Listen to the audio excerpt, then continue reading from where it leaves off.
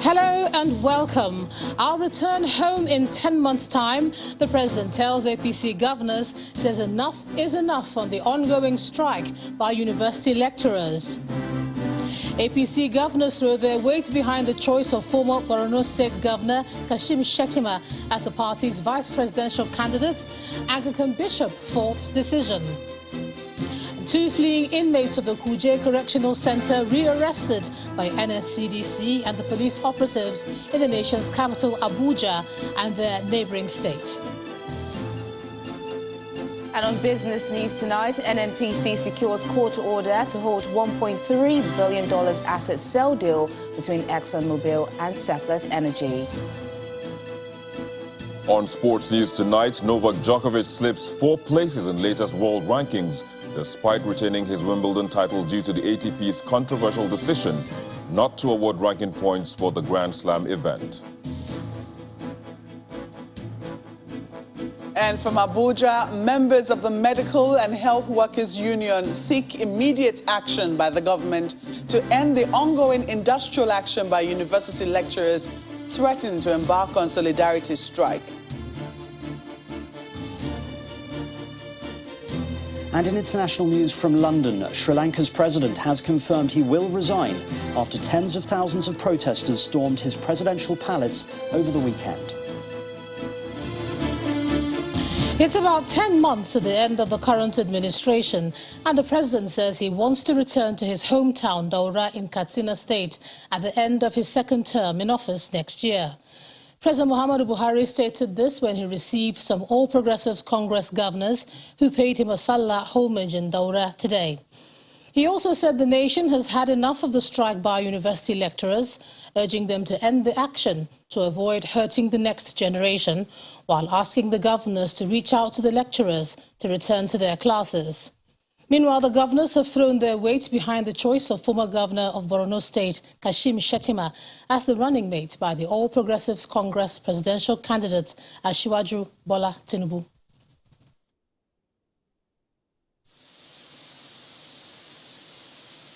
Governors under the All Progressives Congress are the latest guests in the country home of President Muhammadu Buhari in Daura, Katsina State.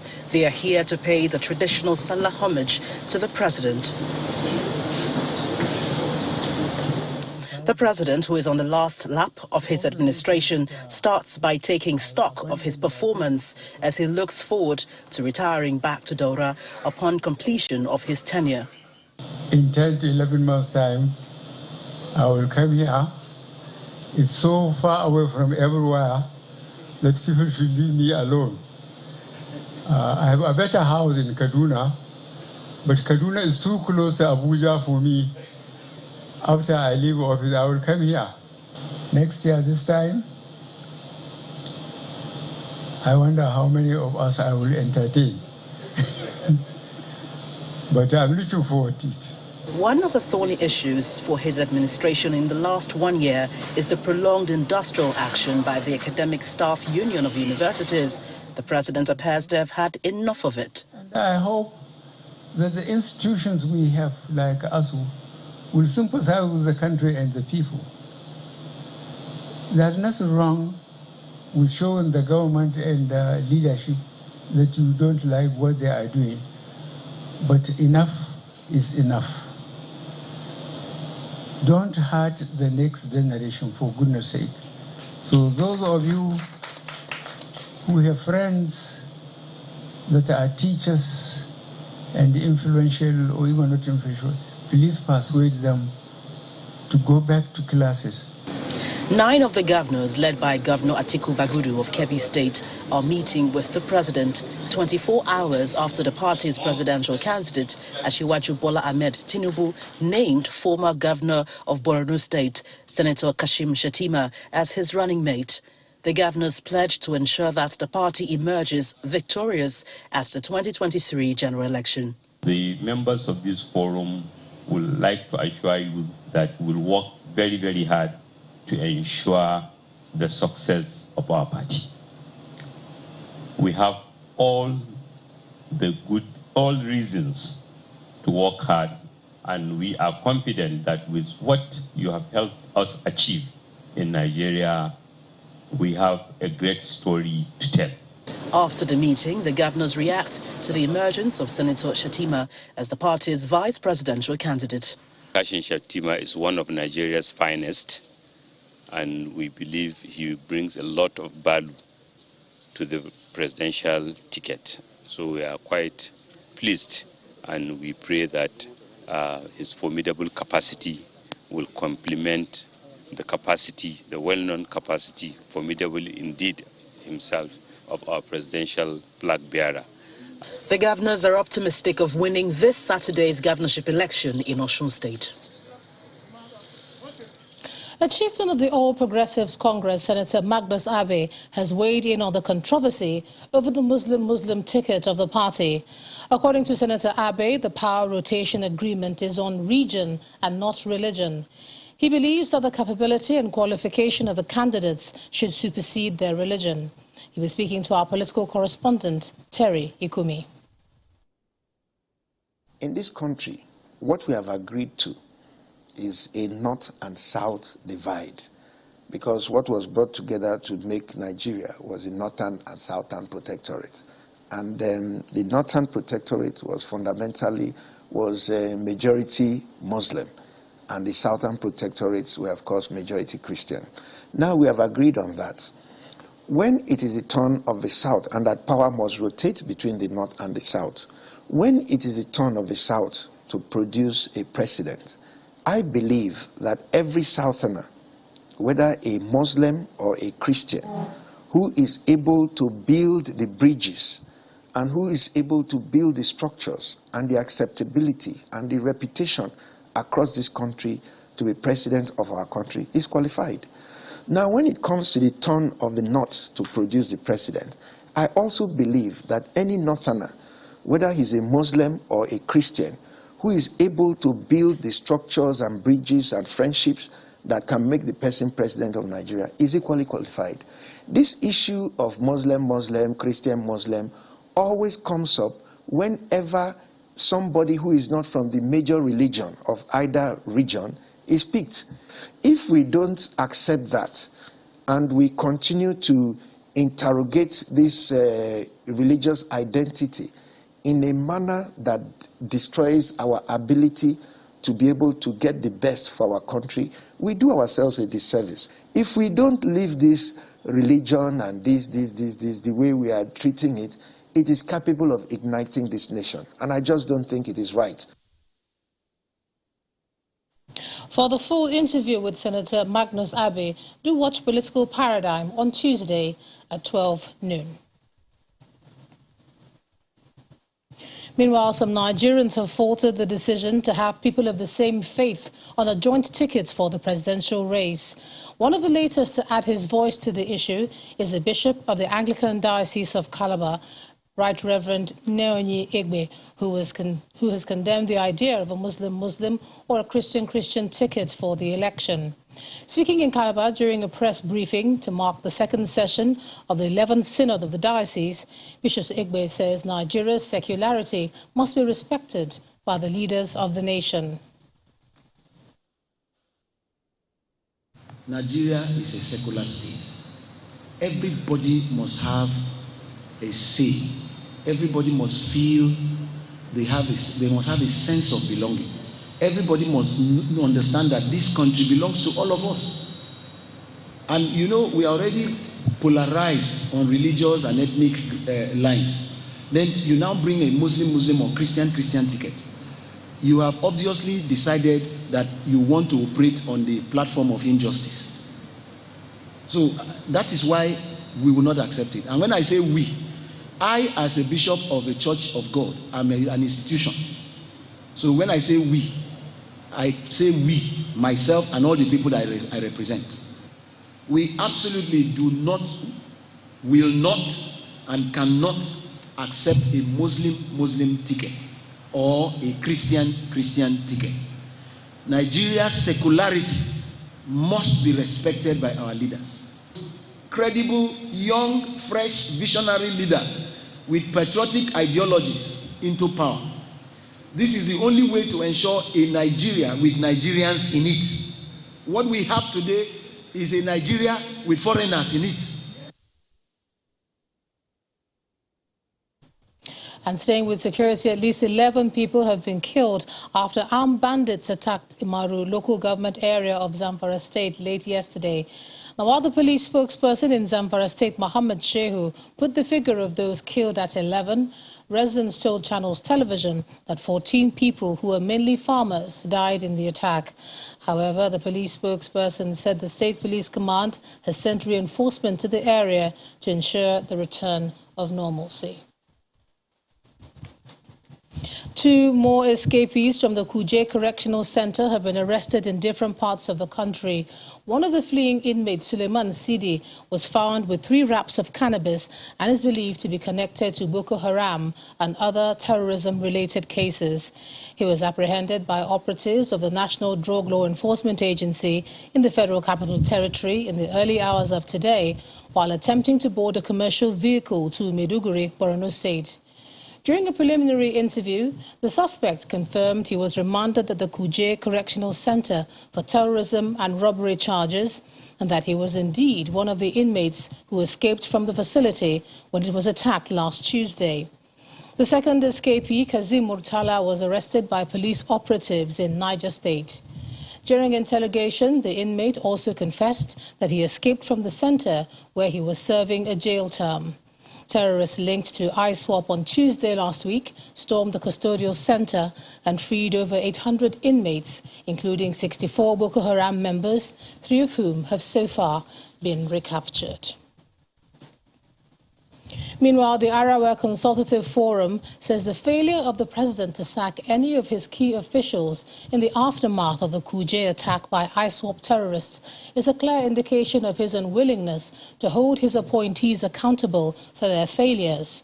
In a statement by the ACF Secretary General, the group notes that the attack in the nation's capital and other deadly attacks across the country by terrorists and bandits have triggered an unprecedented wave of apprehension and panic among the long-suffering citizens, particularly in the northern parts of the country. The forum states, "We noted that the response of the president to the Kuje prison tragedy in particular was to offer the family a familiar cocktail of platitudes of sermons, condemnations, and yet more sermons."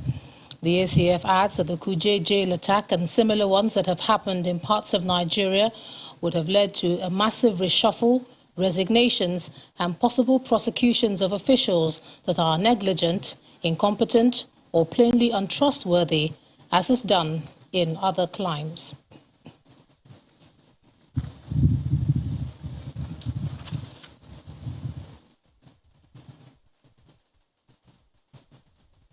In part 2, after the break, as a traffic jam caused by Eid el-Kabir shopping in Lagos clears, major fun spots in the nation's capital witnessed low patronage during the holiday.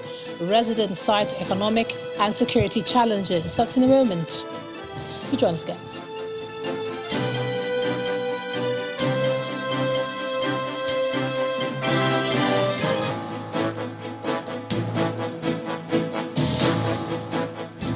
Welcome back.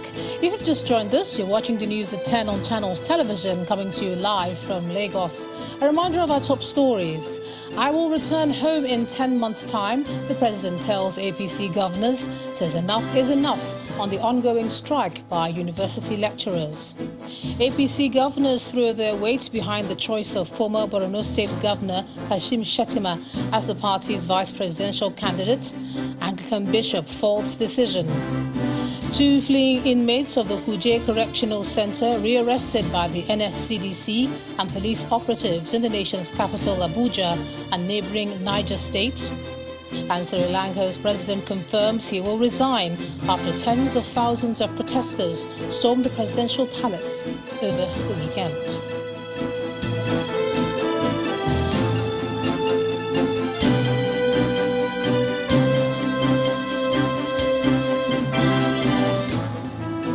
The former Deputy Speaker of the House of Representatives and Labour Party candidate in next Saturday's governorship election in Osun State has been speaking on the attack on his home in the early hours of today. Mr. Lasson Yusuf says the attackers stormed his residence around 1 a.m., shooting sporadically with the aim of harming him. He explained that police operatives have inspected the scene and taken evidence.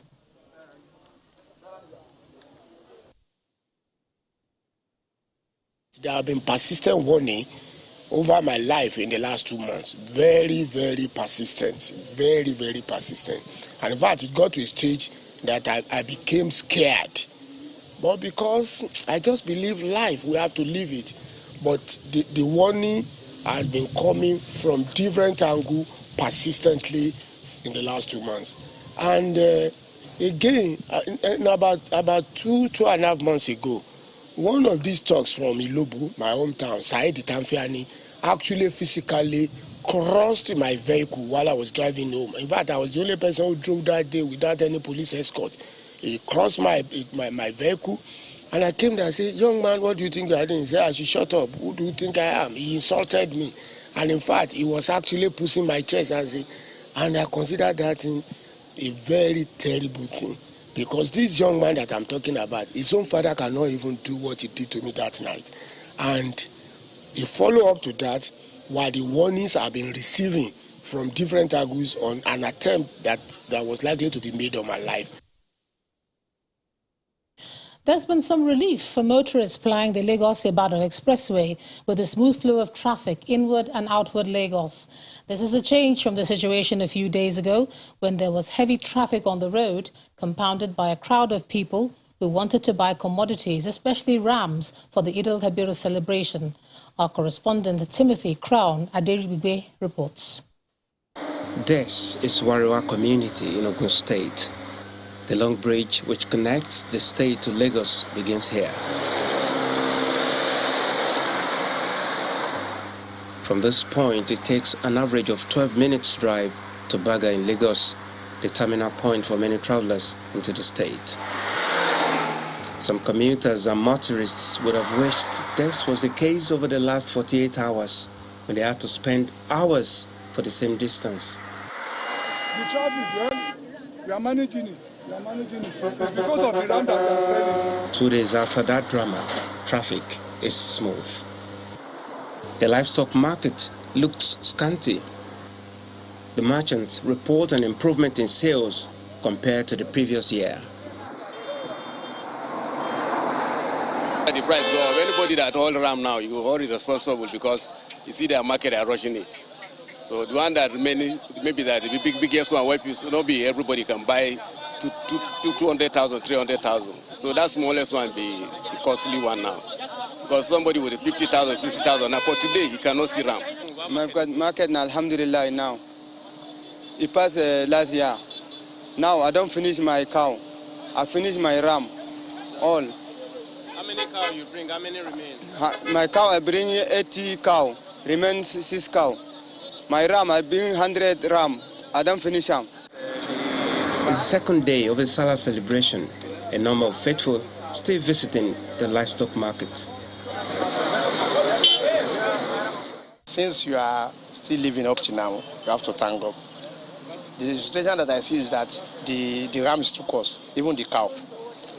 The factor they are giving us is that because of the bandit, before many people used to go to north to buy ram and bring it down here. Last year, the cow that I used to buy at the rate of 200 is now 350. The ram that I used to buy at the rate of maybe 100 is now 180. And we don't have option. Back to the road, where officials say the situation of unimpeded traffic movement may remain to the end of the Salah celebrations on Tuesday. Timothy Crown, Aderibigbe, Channels Television News. We proceed to Abuja. Here's Makpe Ogun Yusuf. Makpe. Hello, Ijoma, it's good to see you. And indeed, Eid Mubarak to all our viewers celebrating here in the nation's capital. However, major fun spots in the nation's capital are witnessing a low patronage during this Eid al-Kabir holiday. Some fun seekers attribute this development to economic challenges and particularly security issues which have hit the Federal Capital Territory in recent times. A visit to the popular Millennium Park, which used to be a beehive of activities in years past, shows it still remains closed. A visit to the Jobi Lake Park in the nation's capital witnesses a low turnout of fun seekers, a situation which some describe as a far cry from what was obtained in the past years. Dressed in religious attires, these fun seekers make their way around the park, watching boat rides. One cannot help but notice the presence of the police officers who are here to ensure the safety of all. Some fun seekers say the low turnout this year may not be far from the economic and security challenges facing the country. I don't know whether it's because of security or because of the economic situation. But all I know is that the crowd here today is not as much as it used to be before. You understand? I can't hear music and the rest. Everybody seems to be quiet.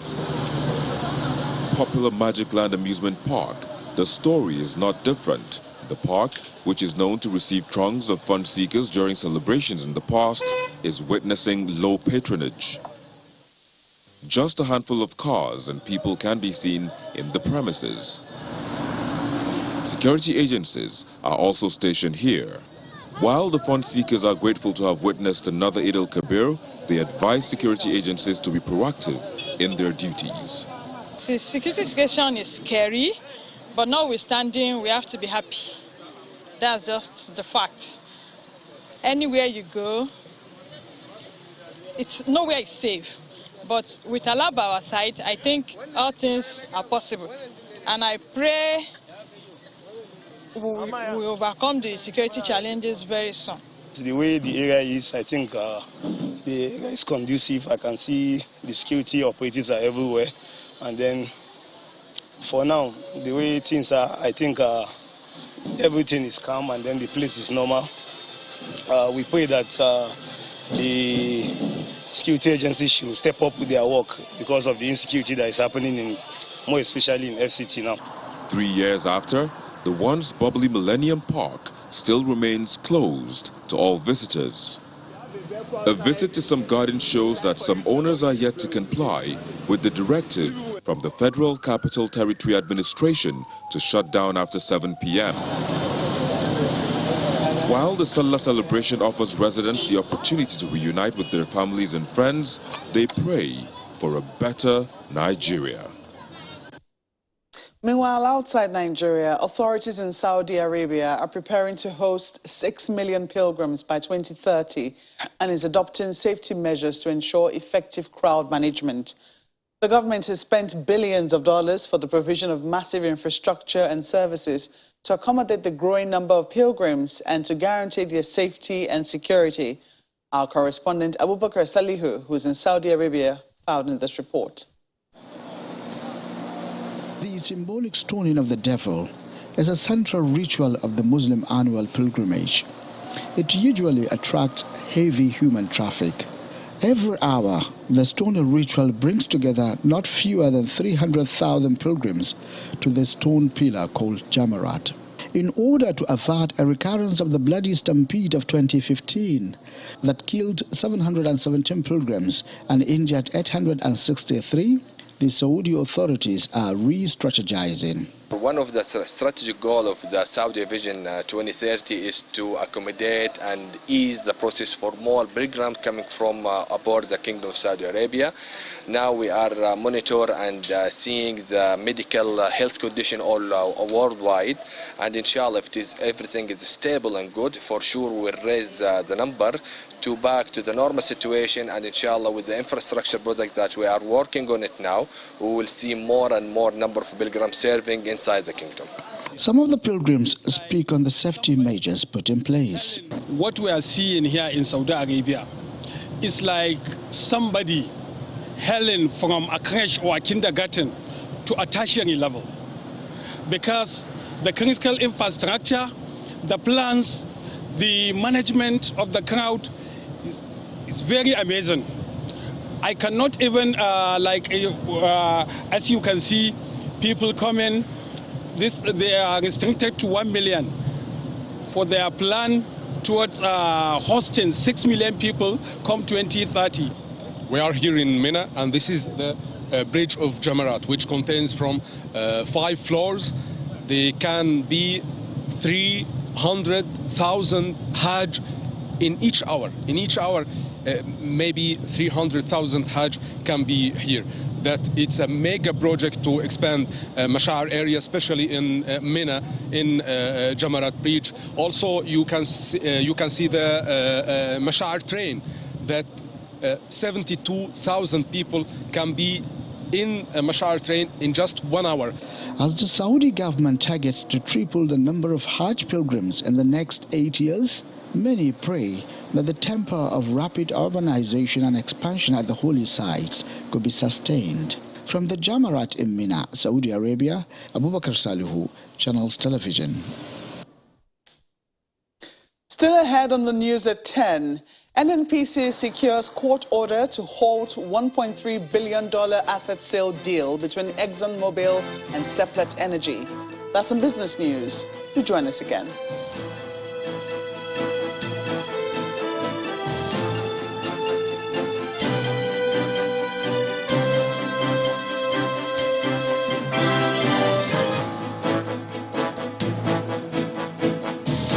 Welcome back to the news at 10. Now, members of the Nigerian Medical and Health Workers Union are asking the federal government to urgently end the strike embarked upon by the Academic Staff Union of Universities, ASU, or risk a solidarity strike by the health workers. A statement signed by the national president of the union, Comrade Biobelemoye Josiah, explains that the Health Workers Union has already put its members in the state on alert, ready to down tools should the federal government continue to renege on its agreement with the striking lecturers. The statement, which also decries the increasing cases of insecurity, fuel scarcity, and the rising cost of food prices, directs the union members to acquire their permanent voter cards in readiness to vote all politicians who have increased the suffering of Nigeria workers. And traders at the popular commodities section at the Bodija market in Ibadan, the Oyo State capital, are counting their losses after a fire incident that razed at least 38 shops, leaving 2 people injured in the process. The fire was said to have started in the early hours of today. The cause of the fire remains unclear, but goods and property estimated in millions of naira were destroyed in the inferno. And that's all from Abuja. It's over now to you, Ijoma. Thanks a lot, Mark Bear. The Beer Sectoral Group of the Manufacturers Association of Nigeria is launching the 4th edition of the Smashed Project, a program targeted at ending underage and binge drinking in Nigeria by using theatre to promote moral education. According to the group's chairman and chief executive officer, Mr. Baker Magunda, since the program was launched 5 years ago, effective advocacy has impacted over 100 localities in Nigeria and has reached about 1 million adolescents. Thank you very much, distinguished. The Beer Sectoral Group of the Manufacturers Association of Nigeria is putting its foot down, delivering its 4th installment of the Smashed Project, an intense advocacy which aims to stop the availability and desire by underage people to engage in binge and underage alcohol consumption. Don't finish it. As seen in this dramatization, the advocacy uses drama to teach morals and emphasize the far-reaching dangers of underage drinking on the health and quality of life of young people. The key to the success of the Smashed Project is its reach, and the group's chairman and chief executive officer, Mr. Baker Magunda, speaks on how much the group has done to reach as many underage children as possible with this message. In the 5 years that we've been here as well, with the general support from the beer sector group, we feel, in spite of the disruption that we had with COVID in 2020 and 2021, we still believe the impact that we're beginning to see, the knowledge retention and the decisions young people are beginning to make when they come through this experience is exactly the positive impact that we wanted to see. The Smashed Project has garnered the support of many relevant stakeholders in the education and health sectors. The Beer Sectoral Group is a trade association comprising beer manufacturers in Nigeria. Fielding questions from the audience, he makes it clear that alcohol consumption must be done responsibly. Know when to stop, drink water in between, eat food, space it out. Don't do what those kids were illustrating in the skit, all right? And then the final thing we do is that you must have noticed all our advertising, communications, and labels carry bold warning that alcohol is not for use for people under 18 years, expecting mothers, don't drink if you're going to be operating machinery. So we do all those things. Conceived in 2004, the SMASHED project has engaged over 1 million students internationally and has been delivered in 25 countries around the world. The key notion is that the dangers associated with alcohol consumption arise from its harmful use, and the group plans to continue delivering the SMASHED project every year. For some business news now, here's Teniola Shubowale. Banking, so easy, so simple. Dial *894# now to experience it. You first, First Bank.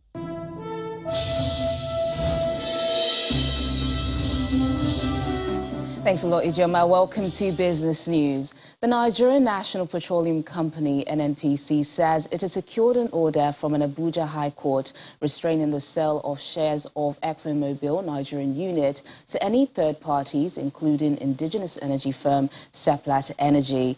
A statement released today by Seplat said the court had granted the NNPC an order of interim injunction restraining ExxonMobil from completing any divestment in Oil Mining Lease 68, Oil Mining Lease 69, Oil Mining Lease 70, and Oil Prospecting License. Seplat Energy, which is not a party to the lawsuit, maintained that the deal is still valid and substantive, and the company remains confident that the matter will be brought to a proper conclusion in accordance with the law. In February 2021, Seplat Energy PLC agreed to acquire the entire share capital of Mobil Producer Nigeria Unlimited from ExxonMobil for $1.3 billion.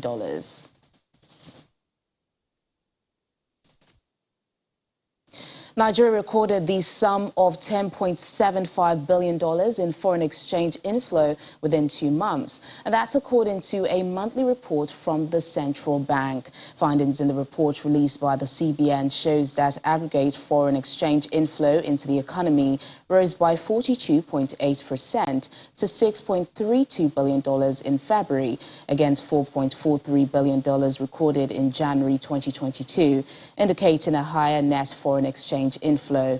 The Apex Bank's report highlights that the figures were driven by favorable sovereign ratings and higher oil and gas prices. Nigeria joins the world in celebrating Population Day, which has the theme A World of 8 Billion Towards a Resilient Future for All, harnessing opportunities and ensuring rights and choices for all. The last time Nigeria conducted the exercise was in 2006, and the country's population was put at 140.43 million. However, census is set for April 2023 to update this figure, with World Bank projecting the country's population at 400 million in 2050.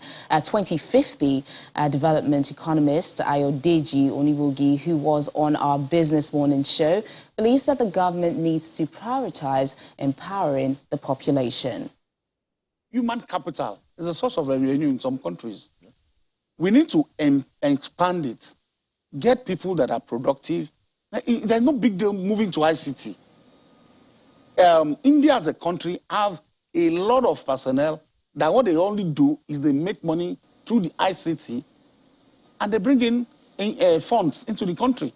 There's nothing stopping Nigeria to, it could be a 20-year program, a 10-year program. But what we have to do is, let it be compulsory. Let me say in the university, in the secondary school, people must learn ICT from the grassroots. And we should ensure that what we are trying to build is, between this and this year, we want to have so many IT technicians so that they can write programs and do things. Even, it might be that government might do it by subsidizing the costs. If the cost of normal admission to read other courses is 10 naira, government will say, okay, if you want to do ICT, probably you do that for 5 naira. And that will make people to do it, because we know that we have a plan in the next 10 years, the next 20 years, that we get there. Because government should not just look at raw materials. Outside our shores, the Eurozone economy is expected to face high inflation both this year and in 2023. And that's according to statements made by its officials today. This comes as plans are being stepped up for the prospect of a permanent cut to Russian gas supplies. In May this year, the European Commission projected a growth rate of 2.7% for this year and 2.3% for next year, both for the EU and the Eurozone. Meanwhile, the Commission will present new economic forecasts on Thursday, while the European Central Bank is expected to raise rates for the first time in 11 years next week. And back home, the Nigerian Exchange Limited has lifted the suspension placed in the trading of the shares of listed energy firm Adova after it failed to comply with the rules of filing of accounts for listed companies. A statement from the NGX mentions that the suspension placed on trading on the company's shares nearly 2 weeks ago was lifted on July the 7th. Adova, which is one of the 9 listed companies which were suspended on July the 1st, has now filed its audited financial statements for the year ended December 31st, 2021, and unaudited financial statements for the quarter ended March 31st, 2022. And that's business news tonight. It's back to Ijeoma for the rest of the news at 10. Thanks a lot, Teniola. Next on the news at 10, Sri Lanka's president confirms he will resign after tens of thousands of protesters stormed the presidential palace over the weekend. Please stay with us.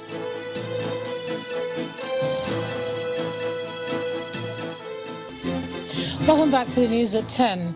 Parts of Sri Lanka have been distributing limited fuel and gas supplies following a weekend of anti-government protests over the nation's economic crisis.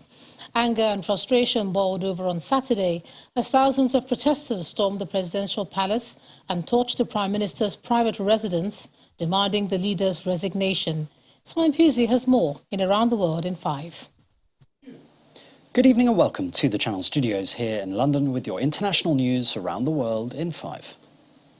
Sri Lankan President Gotabaya Rajapaksa has confirmed he will resign, the Prime Minister's office has said, after tens of thousands of protesters stormed the official residences of both men. It follows extraordinary scenes over the weekend of protesters violently storming the presidential palace and even swimming in the presidential pool. Mr. Rajapaksa, whose whereabouts are unknown, has not spoken publicly since his residence was stormed on Saturday. Sri Lanka is in a deep financial crisis, and the crowd say they won't leave until both men quit their posts.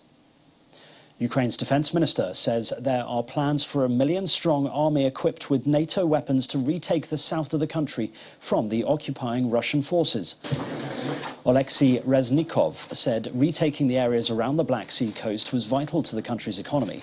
His remarks come as Russia makes progress in taking territory in the eastern Donbass region. An attack on a block of flats on Sunday killed at least 18 people, with more than 20 people feared buried under the rubble. Rescuers are still looking for survivors at the site of the 5-story building in Chasiv Yar, near the city of Kramatorsk in the Donetsk region, which has been the focus of a Russian push. Japan's Prime Minister has vowed to push ahead with plans to amend the constitution a day after a strong election result virtually ensured him 3 more years as Premier. We will inherit the wishes of former Prime Minister Abe and tackle the difficult issues that he was particularly passionate about, Kishida told a news conference. The ruling Conservative coalition extended its majority in the upper house of parliament just 2 days after Mr. Abe, Japan's longest-serving prime minister, was gunned down while giving a campaign speech. Meanwhile, mourners have been paying their respects to their former prime minister. Hundreds of people streamed into a Tokyo temple for a wake for former Premier Shinzo Abe 3 days after he was gunned down at an election rally. People walked quietly in the sultry heat into Tokyo's Zojo Temple, where the former Premier's body lay, to pay their respects.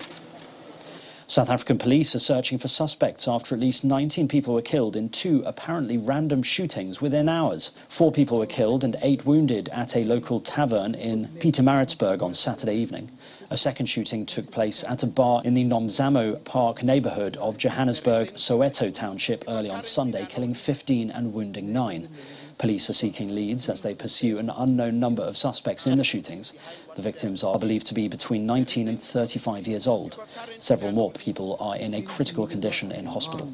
It's disgusting that we have every week South Africans being shot at.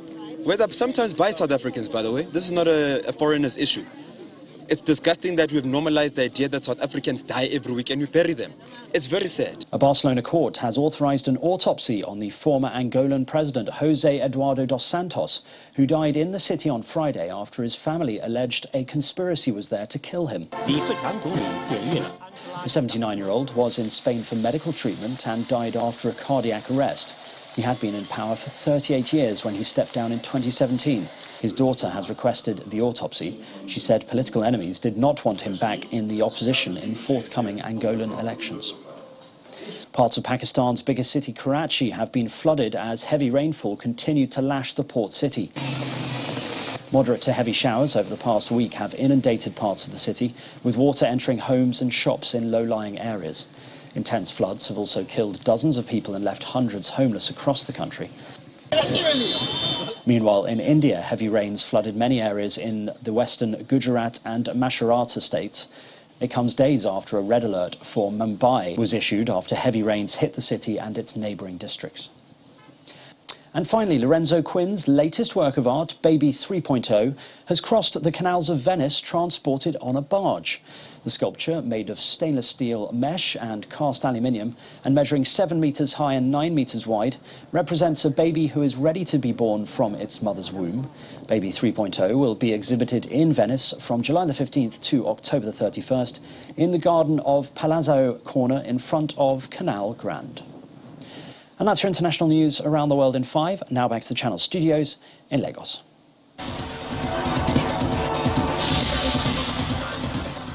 Thank you, Simon, and welcome to Sports News. Reigning African champions, the Super Falcons of Nigeria, have moved from Rabat to Casablanca ahead of Thursday's quarter-final clash against the Lionesses of Cameroon at the Women's Africa Cup of Nations. The clash between both teams is the 2016 final in Yaoundé, where the Super Falcons beat the hosts 1-0 to win the title. Nigeria finished second in Group C with 6 points, scoring 7 goals, the most scored by a team in the group stages, and conceding only 2 against South Africa in their opening game.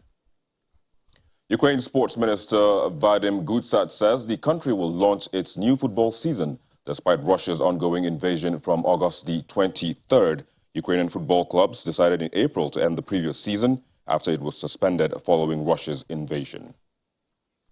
And 2022 Wimbledon champion Novak Djokovic has slipped 4 places to number 7 in the world rankings after he was released today despite retaining his title due to the men's tour governing body's controversial decision not to award ranking points for the Grand Slam event. The ATP and WTA made the call after Wimbledon organizers barred Russian and Belarusian players due to Russia's invasion of Ukraine. And that's it on Sports News. It's back to Ijoma with the wrap of the news at 10. Thanks a lot, Victor. And the main news again. President Muhammadu Buhari today told APC governors who visited him in Daura, his hometown, that he will return home in 10 months' time, just as he appealed to university lecturers to suspend the ongoing strike in the interests of Nigerian students. That's the news at 10 tonight. Thanks a lot for staying with us. I'm Ijoma Onyato. Good night.